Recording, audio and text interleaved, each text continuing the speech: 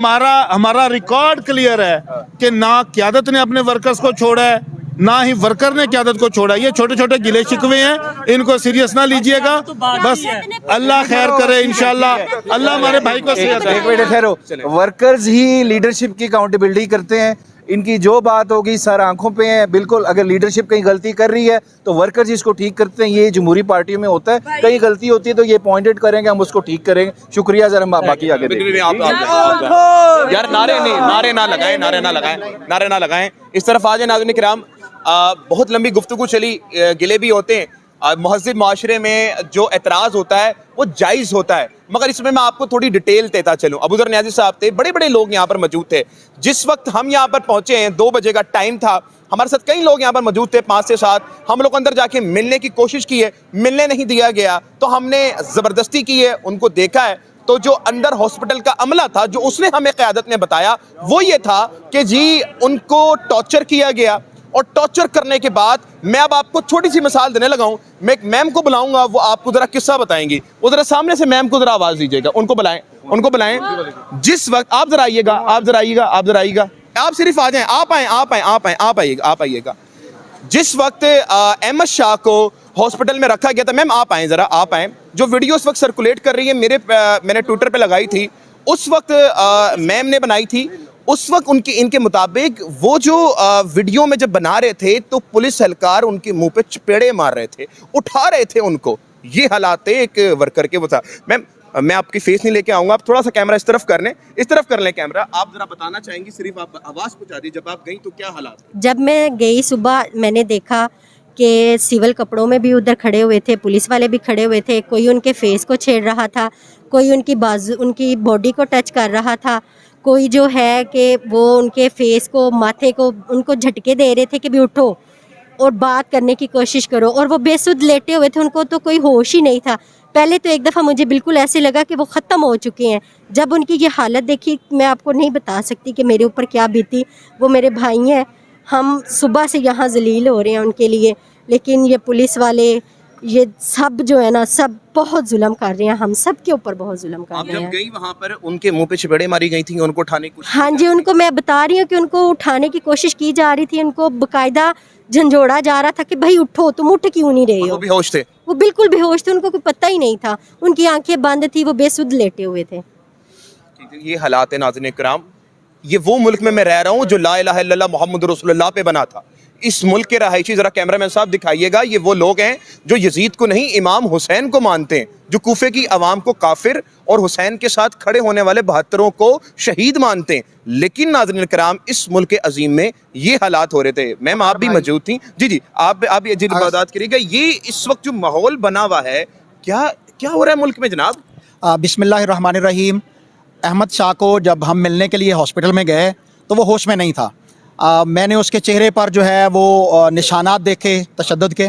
अल्हम्दुलिल्लाह मैंने अहमद शाह को नबी करीम सल्लल्लाहु अलैहि वसल्लम की सुन्नत के मुताबिक दम किया है। जब मैंने उसको दम किया है, उसके कुछ देर के बाद अल्हम्दुलिल्लाह उसकी आंखें जो हैं वो खुली हैं, वो कुछ होश में आया है। मैं अल्लाह का शुक्र अदा करता हूँ कि उसने कुरान मजीद के और नबी करीम सल्लल्लाहु अलैहि वसल्लम के बताए हुए दम के मुताबिक उसको होश जो है वो उसके बाद आई है। इस वक्त पाकिस्तान तहरीक इंसाफ के कारकुनान, इनका गमो गुस्सा जो है वो अपनी जगह पर बिल्कुल बजा है, क्योंकि कल जो कुछ हमारे साथ हुआ, हम सोच नहीं सकते थे कि चीफ मिनिस्टर ने जिस तरह पंजाब के ऊपर कब्जा किया है, क्या ये मोहसिन नकवी 2 है कि जिस तरह उसके दौर में जो है लिबर्टी था, जेल रोड था, GPO माल रोड था या पूरा लाहौर था, वहाँ पर पुलिस और प्रिजन वैन्स होती थी। कल भी उसी तरह ही प्रिजन वैन थी। क्या ये नाम नेहाद जमहूरी हुकूमत आई है? क्या ये फार्म 47 की वजह से भी चले आए हैं? तो आप अपने आप को क्लेम तो करते हैं ना कि हम इस मुल्क की पंजाब सूबा की वजीर आला हैं, लेकिन आपने इसके बावजूद ये साबित कर दिया। कल जो मूवमेंट हुई लाहौर के अंदर या पंजाब के अंदर, कल अकबर चौक, छोटा सा एक इलाका है, वहां पर भी पुलिस और प्रिजन वैन्स खड़ी की हुई थी। मेन चौक्स और मेन रोड्स के ऊपर भी थी। और दिस इज ऑल सेकेंडरी। आप जब अंदर गए, आपके पास ये इंकिशाफ है कि उन्होंने बात की, ये सच है जनाब? पहली बात यह है कि मैंने जब उनको जाके देखा तो वो होश में नहीं थे। उनके भाई भी मेरे साथ थे, वो भी उनको आवाजें दे रहे थे, वो होश में नहीं थे।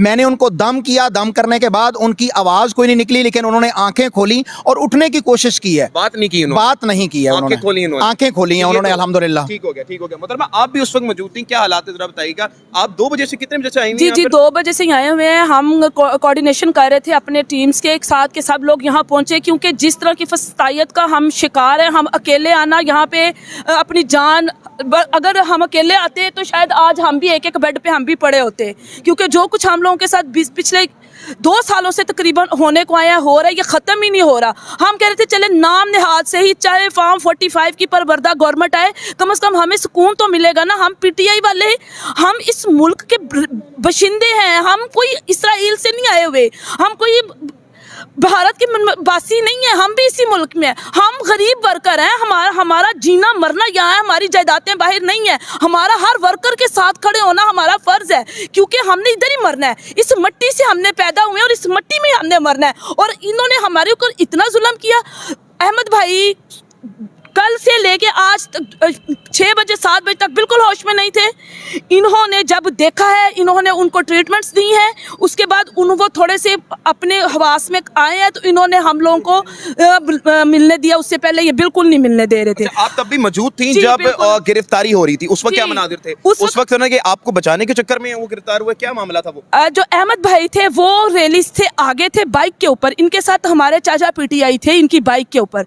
उन्होंने आगे से देखा है, एकदम पुलिस का रेला आया है अटैक करने, और वो नाकाबिले यकीन मनाजिर हैं कि वो इतनी पुलिस यकदम कहाँ से आ गई थी। उनमें डॉल्फिन सबसे आगे थी और बाकी उनके पीछे थी सब। अगर आप देखें तो वो डॉल्फिन नज़र आ रही है, ठीक है। उन्होंने हमला किया है, वो अब आए हैं, तो अहमद भाई ने जुबैर न्याजी साहब को इन लोगों ने फटाफट निकाला है, क्योंकि वो टैग जुबैर न्याजी उनका निशाना था। फिर उन्होंने जब देखा हम लोग उधर खड़े हो गए, तो उन्होंने अहमद भाई ने हम 3-4 खवातीन थी, हमें उन्होंने कहा कि आप बाजी इधर को भागे। हम भागे हैं, पीछे से पुलिस ने जो इनके साथ चाचा पीटे थे उनकी बाजू पे डंडा मारा है, उन बेचारे का हाथ भी यहाँ तक सूजा हुआ है, वो एकदम गिर गए हैं। और उन्होंने इसको पकड़ा है और ये काफ़ी देर से इसको हिट करने की कोशिश कर रहे थे, इसको पकड़ने की कोशिश करते थे। उन्होंने हमारे सामने डंडे मारे हैं, उसकी फुटेज भी आप देख रही हैं, पूरे सोशल मीडिया पे चली गई। उनके सर पे उसी वक्त डंडा मारा है और उसी हालत में उनको प्रिजन वैन में डाला है और ले गया। कहाँ ले गया? नारकली, कोई उसकी कहीं नहीं पता। रात हमारे बच्चे जो है, ये हमारा भाई है, ये नारकली थाने में गया, उधर इसको नहीं मुलाकात, बताया नहीं कि ये उधर है। तो पूरी रात 2-3 जगहों पे जाते रहे, उसके बाद इन्होंने नहीं थी कि वो नहीं कहाँ थी। पर है। सुबह हमें पता चला, नारकली हॉस्पिटल सुबह इधर की है। सिर्फ आपके मुताबिक आपने जो इत्तला बताई हैं, जो मुझे ऑफ द कैमरा भी आपने बताई, कि अहमद शाह वो बंदे हैं जिन्होंने कहा था कि खान साहब जब तक